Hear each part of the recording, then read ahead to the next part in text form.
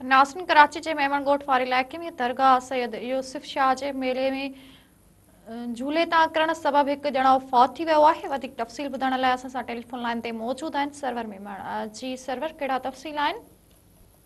हाँ जी, बिल्कुल इंतहाई अफ़सोसनाक वाक़ियो पेश आयो है। कराची मलीर जे इलाइक़े मेमनगोट थाणे हद दस्तानो शनू जे हर साल सईद यूसुफ शाह अमीनानी दरगाह ते मेलो लगायो वेंदो आहे।